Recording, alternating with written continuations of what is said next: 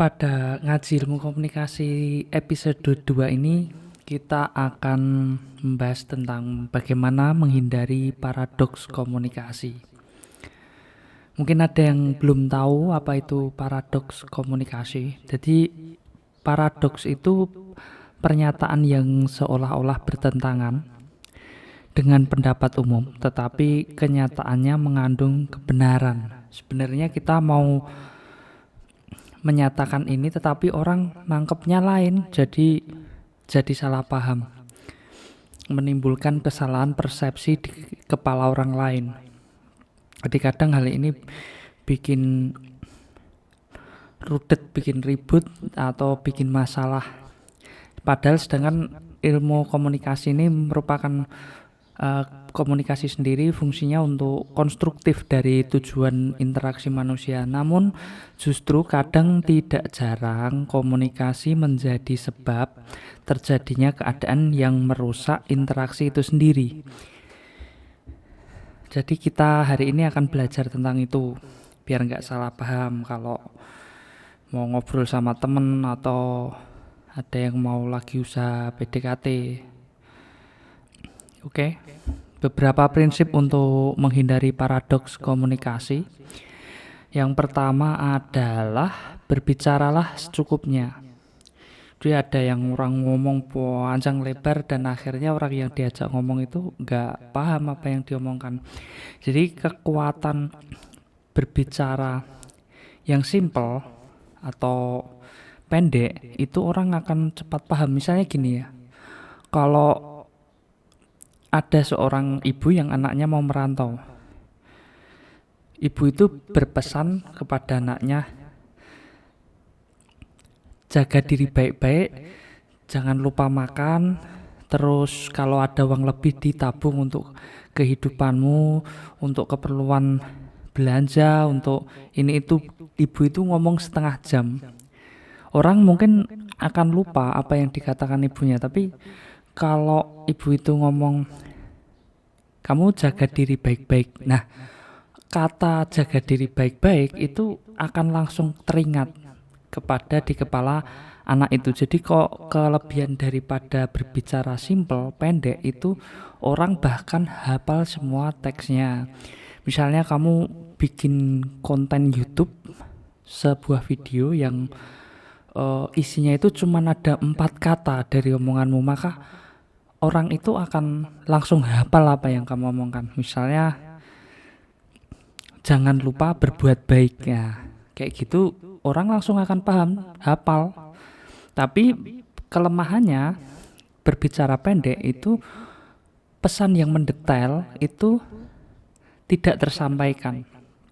Misalnya gini, kalau jangan lupa makan, misalkan kontennya seperti itu, makan yang banyak atau tapi kan perlu dijelaskan kalau misalnya viewernya itu untuk yang kurus, tepat makan yang banyak. Tapi kalau viewersnya itu ada yang obesitas, itu tidak cocok. Jadi harus diberikan perincian sehingga pesan tersampaikan dengan jelas dan terperinci, tapi tidak kemudian terlalu panjang yang sangat tidak efektif. Jadi berbicaralah secukupnya di sini, tidak terlalu panjang dan tidak terlalu pendek, serta seluruh pesan yang penting itu dia bisa tersampaikan. Jadi dikira-kira aja, tidak terlalu membuang banyak energi. Yang paling penting pesan-pesan yang penting itu dikemas semenarik mungkin dan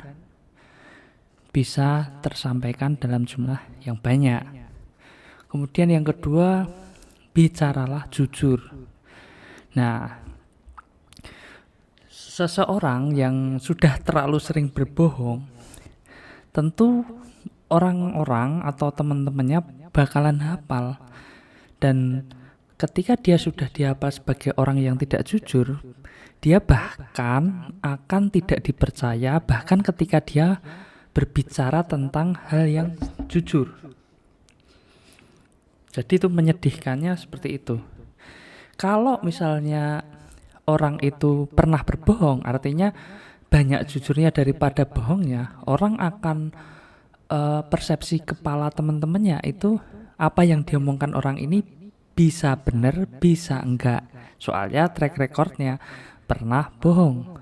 Nah, kemudian untuk orang yang jujur yang hampir di dalam hidupnya itu enggak pernah bohong, itu akan cenderung orang-orang itu mengatakan bahwa apa yang dikatakan dia itu pasti ya kayak apa yang dipikirin. Maksudnya benar-benar dia jujur, jadi akan lebih mudah dipercaya orang.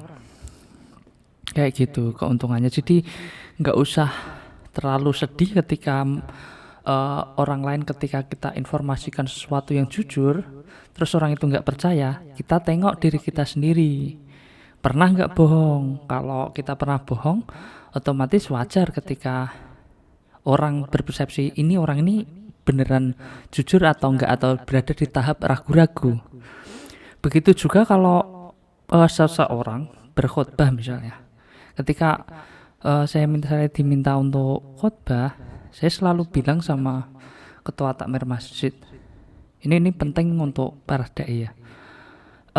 Saya bilang gini, saya mau berceramah dengan catatan apabila diminta dengan tema atau judul tertentu, apabila judul itu bukan sesuatu yang saya sering lakukan sehari-hari, misalnya gini, saya jarang misalkan sedekah, terus saya disuruh ceramah tentang sedekah, saya tidak mau, karena ini masalahnya trust. Jadi apa yang diceramahkan itu seharusnya apa yang sudah terbiasa dilakukan dalam kehidupan sehari-hari. Lah wong jarang sholat sunnah kok khotbahnya tentang ajakan untuk melakukan sholat sunnah. Nah, padahal di dalam Quran sama hadis hal itu tidak diperbolehkan. Kalau mengatakan sesuatu padahal dia sendiri tidak melakukan, kayak gitu. Lalu kemudian yang ketiga itu berbicaralah dengan ritme. Saya gini, seseorang yang kadang bicaranya terlalu cepat, pendengar akan mengira dia terburu-buru atau grogi dan kesannya tuh pengen cepat selesai. Tapi terlalu lambat akan dikira kurang semangat, malah ada yang ngira kurang gizi, malas dan ogah-ogahan. Cara kita berkata itu sangat menentukan persepsi orang lain. Memang soal ritme ini tidak ada rumus yang baku, tapi dengan pengamatan dan evaluasi pembicaraan, kamu akan terlatih berkomunikasi dengan tepat. Jadi jangan tergesa-gesa, ritmenya juga gak usah lebay gitu.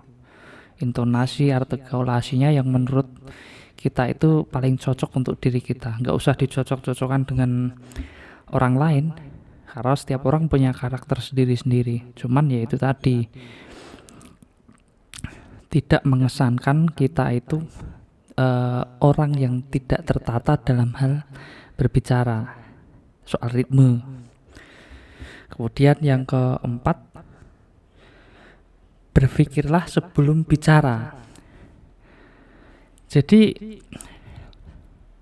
kadang itu orang bicara ya bicara saja, nggak dipikirkan. Baru ketika ada masalah, terjadi keributan, lawan bicaranya ngomong gini, kalau ngomong tuh pakai otak. Nah, itu akibat terjadi komunikasi yang tidak benar-benar dipikirkan secara matang, asal gerusah-gerusuh. Padahal kata-kata yang terformulasikan dengan baik serta sistematis ditambah ritme yang baik karena hasil olah pikir kita tentu menghasilkan kualitas komunikasi yang lebih baik daripada sekedar spontanitas. Apalagi spontanitas tadi disusupi pikiran yang emosi. Makanya kalau orang marah ya itu biasanya karena kedua belah pihak atau salah satu pihak itu tidak menggunakan pikirannya dengan baik untuk menghasilkan kata-kata kayak gitu. Terus yang kelima, hindari mengulangi topik pembicaraan yang sama.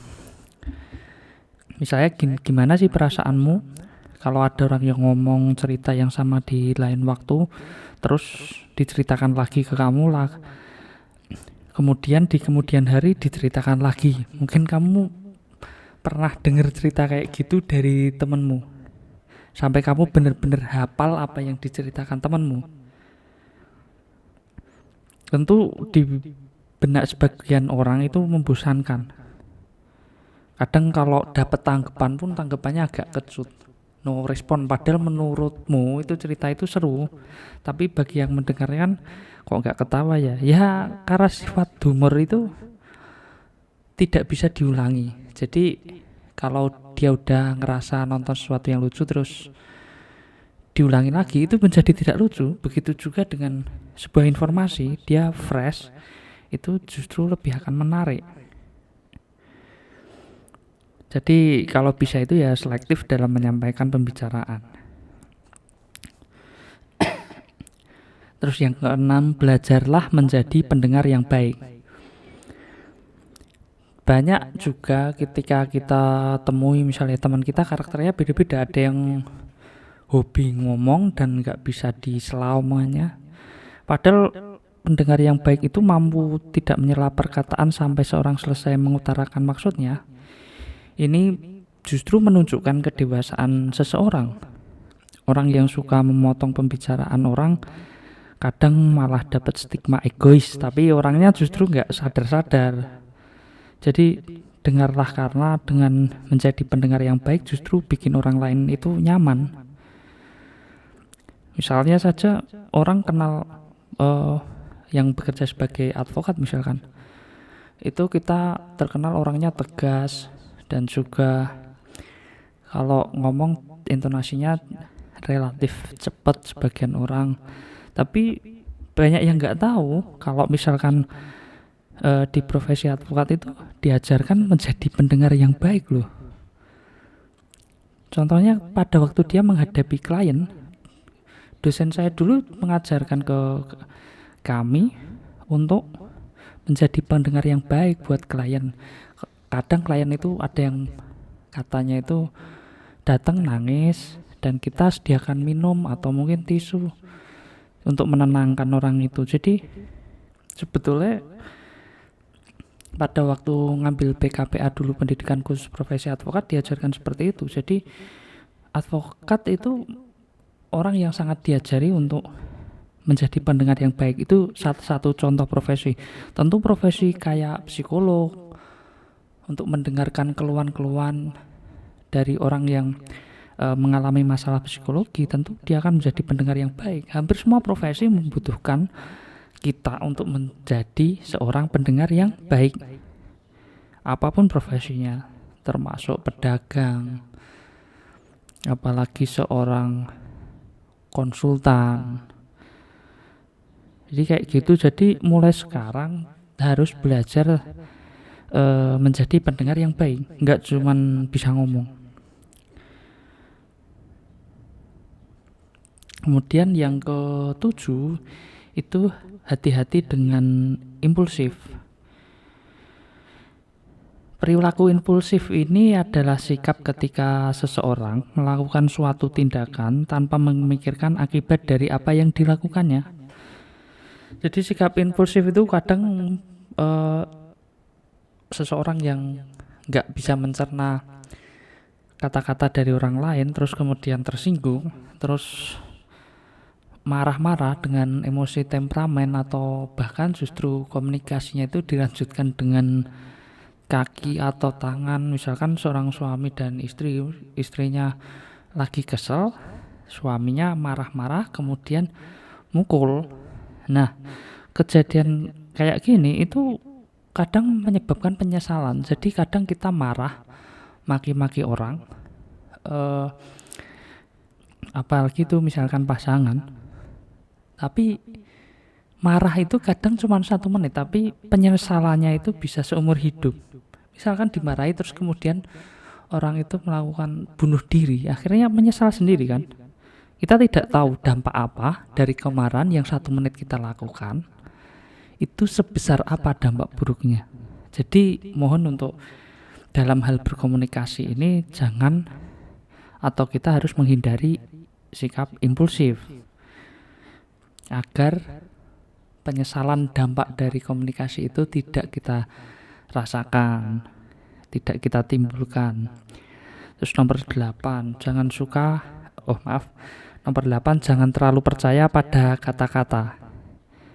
Salah satu kekeliruan dalam komunikasi menurut Profesor Deddy Mulyana itu adalah orang terlalu percaya pada kata-kata.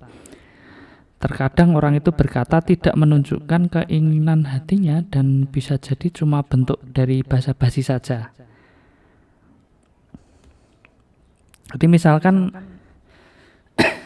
kamu pergi sama teman kamu, terus kamu antar teman kamu pulang, gitu. Padahal sebelumnya itu dia udah bilang kalau di rumah itu lagi banyak kerjaan. Tapi temanmu dengan nada yang datar terus tanpa diiringi senyum tuh nawarin kamu, mampir ke rumahku yuk, kayak gitu. Jadi tapi mukanya, ekspresinya itu datar banget.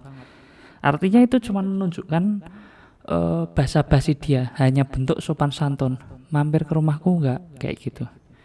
Itu cuma kadang basa-basi karena sebelumnya dia juga udah ngomong bahwa dia di rumah banyak kerjaan. Itu bisa jadi hanya untuk basa-basi dan sebenarnya dia tidak menginginkan kamu datang ke rumahnya. Nah, beda lagi dengan kasus yang sama. Dia, misalnya kamu pergi sama teman kamu, terus dia cerita kalau di rumah sedang banyak kerjaan.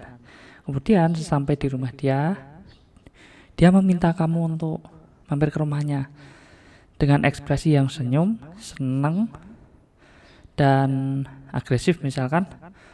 Ayolah mampir ke rumahku, nanti biar kerjaanku besok lagi aku kerjain. Gak apa-apa, ayo mampir ke rumah. Dengan ada semangat, kemudian ekspresinya dia juga beda, gak datar. Itu berarti dia emang menginginkan kamu untuk datang ke rumahnya. Jadi bahasa, kata-kata bisa jadi itu diucapkan sama, tapi artinya itu beda. Yang satu basa-basi, yang satu itu ngebet.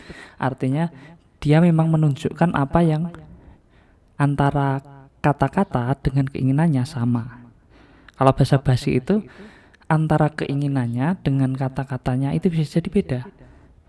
Terus yang ke-9, jangan menghindari komunikasi yang tak terhindarkan.